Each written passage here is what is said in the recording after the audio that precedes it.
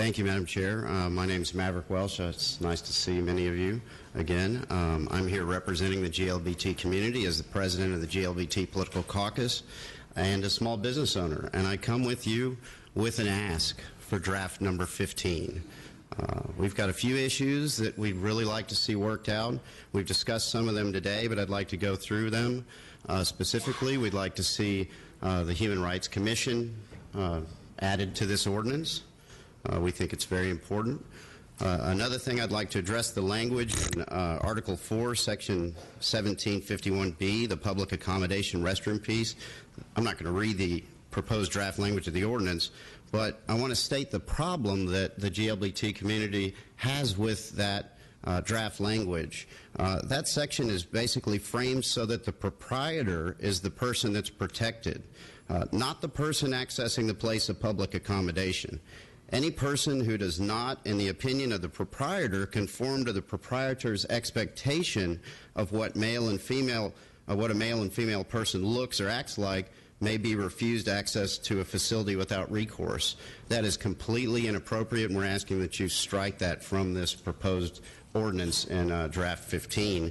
The other thing I'd like to speak about is that we would respectfully ask that you lower the threshold, the employment threshold, to 15 instead of 50. 50 is an outlier. Councilmember Kubash. Thank you very much for coming. I asked the City Attorney Feldman if he had met with the NAACP, and I had spoke to the president of the NAACP, and he said no one from the city has talked to them. I talked to Reginald Lilly about this 2 or 3 days ago. I'm going to ask you: have you been in meetings with is it LGBT been in meetings with the city offices?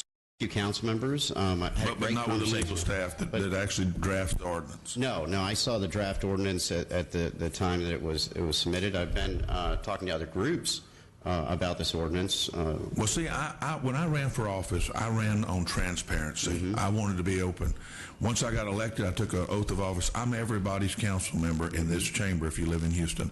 I'm concerned about transparency. I'm concerned about protecting our citizens. I want to know what's going on. And thank you very much. Thank you. One moment. I would like to respond a bit, Council Member. I've been very active in the last couple months in the drafting of this, as has Council Member Laster.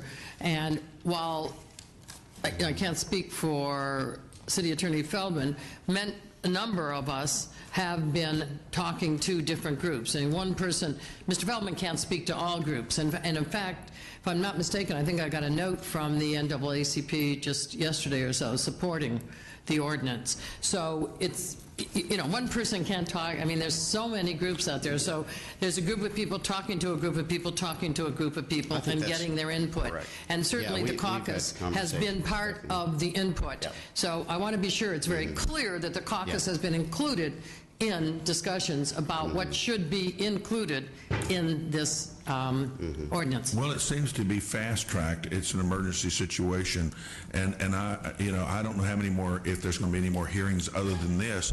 But when I just spoke to him, he said he hadn't been contacted and talked to himself individually by the legal staff. I thought you were talking about members of the administration. I've talked to my council members who've been on the calls, and in my capacity as president of the Houston GLBT Political Caucus, I've had many conversations with Councilmember Cohen, Councilmember Laster, Councilmember Gallegos.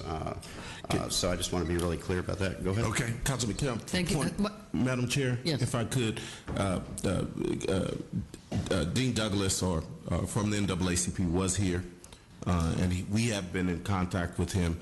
And my note here from the NAACP says that they agree with the ordinance in principle. However, they will be submitting detailed comments. So I just wanted to be on the record the NAACP's position on that. Thank you. Now, Reginald Lewis told me last evening that they were going to speak to Dean Douglas, and he was going to they felt like they was going to. But I'm just saying that when I had talked to him, there hadn't been communication with them, and that's what I'm talking about. Okay. I understand. Councilmember Laster. Thank you, Madam Chair. I just wanted to point out that I think we've been in communication. Absolutely. The community has been engaged in the discussion on many different fronts. Is that fair to say? Yeah, absolutely. Absolutely. thought you were talking about specific members of the administration and County Attorney Feldman, who I haven't had a conversation with about our city. I'm sorry, County, getting a little ahead of myself. Thank you. I just wanted to just ask for those things on behalf of the community, and thank you. I think the council, my experience with all of you is that you're very reasonable. I think you're going to do the right thing. I'm very optimistic about this ordinance, and I thank you for the chance to speak. Thank you very much.